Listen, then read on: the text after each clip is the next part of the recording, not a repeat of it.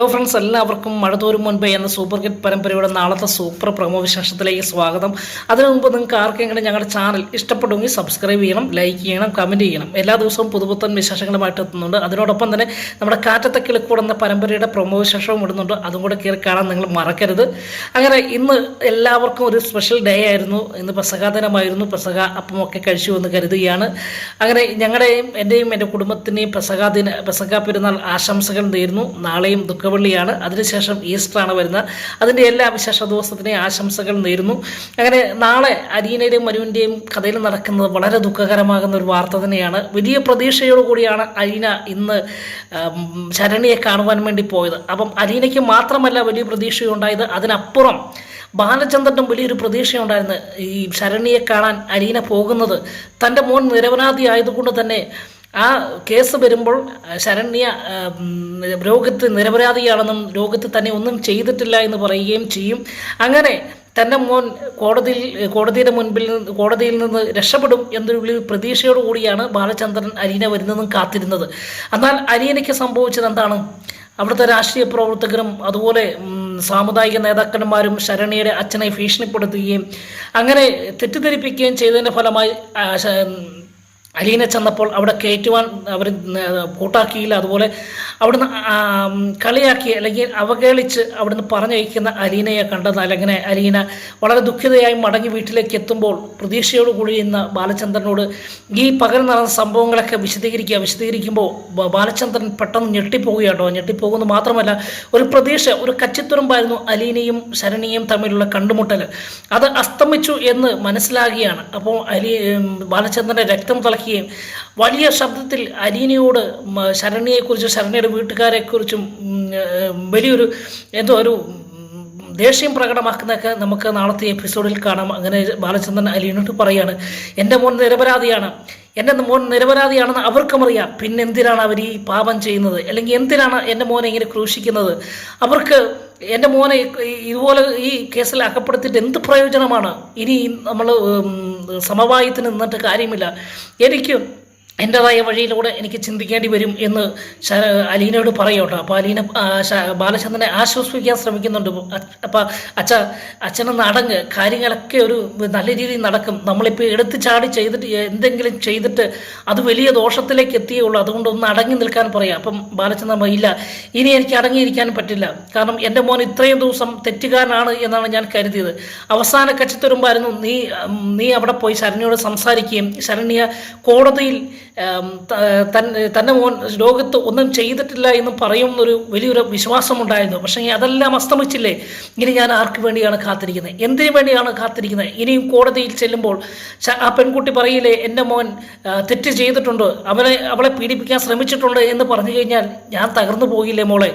ഇനി അതിൽ കാര്യമില്ല. അതുകൊണ്ട് കാത്തിരുന്നിട്ട് കാര്യമില്ല. ഇനി കോടതിയുടെ മുൻപിലേക്ക് കേസുമായിട്ട് മുൻപോട്ട് പോകാം എന്നൊരു തീരുമാനം ബാലചന്ദ്രൻ എടുക്കുകയാട്ടോ. അങ്ങനെ ബാലചന്ദ്രൻ രണ്ടും കൽപ്പിച്ച് ഒരു കാര്യത്തിലേക്ക്, അല്ലെങ്കിൽ ഇനി ശരണ്യയുടെ വീട്ടുകാർക്കെതിരെ ഒരു കേസ് കൊടുക്കാൻ തന്നെ തീരുമാനിക്കുന്ന ചില ഭാഗങ്ങളൊക്കെ നമുക്ക് കാണാം. എടുത്തിയാടിയാണ് ചെയ്യുന്നതെങ്കിലും അതിനു മുമ്പ് തന്നെ വേറെ ചില കാര്യങ്ങൾ നാളത്തെ എപ്പിസോഡിൽ നടക്കുന്നുണ്ട്. അങ്ങനെ ഈ ഇരിക്കുന്ന സമയത്താണ് അലീന എന്നുമെന്നും ഈ വീട്ടിൽ വരുന്നത് ശരണ്യയെ കൊണ്ട് മൊഴി മാറ്റിക്കാനാണ് എന്ന് ഒരു പരാതി കൊടുക്കാൻ ശരണ്യയുടെ അച്ഛനും അതുപോലെ ആ രാഷ്ട്രീയ പ്രവർത്തകരും നേതാക്കന്മാരും സാമുദായിക നേതാക്കന്മാരും ഒരു തീരുമാനമെടുക്കുകയാണ്. അല്പം അതിബുദ്ധിയാണ് അവർ കാണിക്കുന്നത്. അങ്ങനെ ശരണ്യയുടെ അച്ഛനും അതുപോലെ ഈ രാഷ്ട്രീയ നേതാക്കന്മാരും DYSPയെ കാണുകയാട്ടോ. DYSPയെ കാണാൻ വേണ്ടി പോകുന്നു. ഈ അലീന എന്ന പെൺകുട്ടി, ബാലചന്ദ്രൻ്റെ ഈ പ്രതിയായ രോഹിത്തിൻ്റെ വീട്ടിൽ ജോലി ചെയ്യുന്ന അലീന എന്ന പെൺകുട്ടി എന്നും എൻ്റെ മോളെ കാണുകയും എൻ്റെ മോളുടെ മനസ്സ് മാറ്റി മൊഴി മാറ്റിക്കുവാൻ ശ്രമിക്കുന്നുവെന്നും DYSPയോട് ഒരു പരാതി രേഖാമൂലം അറിയിക്കുകയാണ്. ഈ സമയത്ത് എങ്ങനെയോ അല്ലെങ്കിൽ അലീന വഴി ഈ വിവരങ്ങളൊക്കെ മുൻകൂർ തന്നെ നമ്മുടെ DYSP അറിഞ്ഞിരുന്നു. അതുകൊണ്ട് തന്നെ DYSPക്ക് നല്ല ദേഷ്യത്തിൽ നിൽക്കുന്ന ഒരു ഭാഗമാണ് നമ്മൾ കാണുന്നത്. അങ്ങനെ കാര്യങ്ങളൊക്കെ വിശദീകരിച്ചപ്പോഴത്തേക്ക് DYSP ചോദിക്കുകയാണ്, നിങ്ങൾ മൊഴി ആദ്യം പോലീസിന് കൊടുത്ത മൊഴിയിൽ 4 പേരുടെ പേരാണല്ലോ കൊടുത്തിരിക്കുന്നത്, അതിൽ ഒരാളല്ലേ ഈ രോഗത്ത്? അപ്പോൾ രോഹിത്തിൻ്റെ വീട്ടിൽ ജോലി ചെയ്യുന്ന അലീന നിങ്ങളുടെ മോളോട് മൊഴി മാറ്റിപ്പാൻ വല്ലതും പറഞ്ഞോ എന്ന് ചോദിക്കുകയാണ്. അപ്പം ഈ ശരണ്യയുടെ അച്ഛൻ പറയുന്നുണ്ട്, ഇല്ല അങ്ങനെ പറഞ്ഞിട്ടില്ല സാറേ എന്ന് പറയാട്ടോ. ഈ സമയത്ത് രാഷ്ട്രീയ പ്രവർത്തകർ പറയാം, സാറേ അതല്ല, അങ്ങനെ പറയാൻ വേണ്ടിയാണ് അവളുടെ ശ്രമം എന്നൊക്കെ പറഞ്ഞ് അലീനയുടെ മേൽ കുറ്റം ആരോപിക്കുകയായിട്ട് ഈ സമയത്ത് പെട്ടെന്ന് DSP പറഞ്ഞു, നിങ്ങളവിടെ നിൽക്കുക, ഞാൻ കുട്ടിയുടെ അച്ഛനോടാണ് ചോദിക്കുന്നത്, അവർ കാര്യം പറയട്ടെ. ഈ അലീന എന്ന പെൺകുട്ടി അവിടെ വരികയും ശരണ്യയോട് സംസാരിക്കുകയും ചെയ്യുമ്പോൾ നിങ്ങൾ അടുത്തില്ലായിരുന്നോ എന്ന് ചോദിക്കും. ഉണ്ടായിരുന്നു സാറ്. അവർ എന്തൊക്കെയാണ് സംസാരിച്ചതെന്ന് ചോദിക്കുകയാണ്. അപ്പം ഈ അദ്ദേഹം പറയാം, ഈ ശരണ്യയുടെ അച്ഛൻ പറയാണ്, സാറേ അവൾ വളരെ ടയേർഡായിട്ട് കിടക്കുകയായിരുന്നു, അല്ലെങ്കിൽ വെളിയിൽ നിന്ന് ഇറങ്ങുന്നില്ലായിരുന്നു. പിന്നെ ഈ അലീന എന്ന പെൺകുട്ടി വന്നാണ് അവളെ ആശ്വസിപ്പിക്കുകയും വെളിയിൽ കൊണ്ടുപോവുകയും അമ്പലത്തിലൊക്കെ കൊണ്ടുപോവുകയും ചെയ്തത് എന്ന് പറയാണ്. അപ്പം ആ സമയത്ത് DSP ചോദിക്കുകയാണ്, ഈ സമയത്ത് നിങ്ങൾ ഈ രോഗത്തിനെതിരെ ഉള്ള മൊഴി മാറ്റണം എന്ന് വല്ലതും പറഞ്ഞിരുന്നോ എന്ന് ചോദിക്കുകയാണ്. ഇല്ല സാറേ, അങ്ങനെയൊന്നും പറഞ്ഞിട്ടില്ല. പിന്നെ എന്തിനാണ് നിങ്ങൾ ഈ പരാതി കൊടുക്കുന്നത്? ആ പെൺകുട്ടി അവിടെ വന്ന് ഈ ശരണ്യയെ ആശ്വസിപ്പിക്കുന്നതാണോ അവൾ ചെയ്ത് തെറ്റ് എന്ന് ചോദിക്കുകയാണ്. അതല്ല സാറേ, ശരണ്യ ഈ അലീന എന്ന പെൺകുട്ടിയോട് ഒരു കാര്യം പറഞ്ഞിരുന്നു. ആ കാര്യം ഞങ്ങൾക്ക് വലിയ പേടിയുണ്ട്, ഈ കേസിനെ അട്ടിമറിക്കുമെന്നൊരു പേടിയുണ്ട് എന്ന് പറയാണ്. എന്താണ് കാര്യം എന്ന് ചോദിക്കുകയാണ്. അപ്പോൾ ഈ ശരണ്യയുടെ അച്ഛൻ തന്നെ പറയുകയാണ്, ഇന്നുപോലെ ശരണ്യ ഒരു കാര്യം അലീനയോട് പറഞ്ഞു, രോഹിത് എന്ന ചെറുപ്പക്കാരൻ ഈ കേസിൽ പ്രതിയല്ല, അല്ലെങ്കിൽ നിരപരാധിയാണ് എന്ന് പറഞ്ഞു എന്ന് പറയാണ്. അതുകൊണ്ട് തന്നെ ഇവൾ വീണ്ടും ഈ പെൺകുട്ടി എൻ്റെ വീട്ടിൽ വന്നു കഴിഞ്ഞാൽ എൻ്റെ മോളുടെ മനസ്സ് മാറ്റി ഈ പ്രതികളെയെല്ലാം വിട്ടയക്കേണ്ട, അല്ലെങ്കിൽ ഈ കേസിൻ്റെ ബലം കുറയില്ലേ എന്ന് ചോദിക്കുകയാണ്. അപ്പോൾ DSPക്ക് ദേഷ്യമുണ്ടാകും. DSP അവിടെ പൊട്ടിത്തെറിക്കുകയാണോ.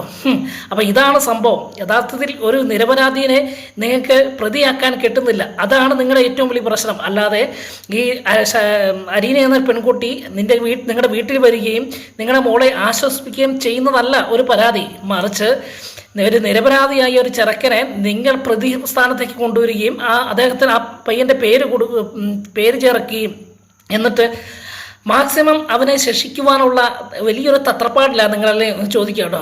നിങ്ങൾക്ക് എന്താണ് ഇതിനെ കൊണ്ട് പ്രയോജനം? ഒരു നിരപരാധിയുടെ രക്തം നിരപരാധിയുടെ രക്തം കാണാനാണോ നിങ്ങൾ ആഗ്രഹിക്കുന്നത് എന്നൊക്കെ ചോദിച്ച് DSP ഈ ശരണ്യ അച്ഛനോടും ഈ വന്ന രാഷ്ട്രീയ പ്രവർത്തകരോടും ചൂടാകുകയും അങ്ങനെ വലിയൊരു ഷൗട്ടിങ് തന്നെ നമുക്ക് നാളത്തെ എപ്പിസോഡിൽ കാണാം. അങ്ങനെ അലീനയെ ഈ DSPക്ക് അറിയാവുന്നത് കൊണ്ട് തന്നെ, അല്ലെങ്കിൽ മുൻപ് തന്നെ അലീന ഈ DSP ആയിട്ട് കാര്യങ്ങൾ ഷെയർ ചെയ്തു എന്ന് നമ്മൾ കരുതുകയാണ്. അതുകൊണ്ട് തന്നെ ആയിരിക്കാം DSP എല്ലാം ഓരോ വാക്കുകളും ശ്രദ്ധിക്കുകയും അതുപോലെ ഈ രോഹിത് അതിനകത്ത് കുറ്റക്കാരനല്ല എന്ന് കണ്ടെത്തുകയും ചെയ്യും.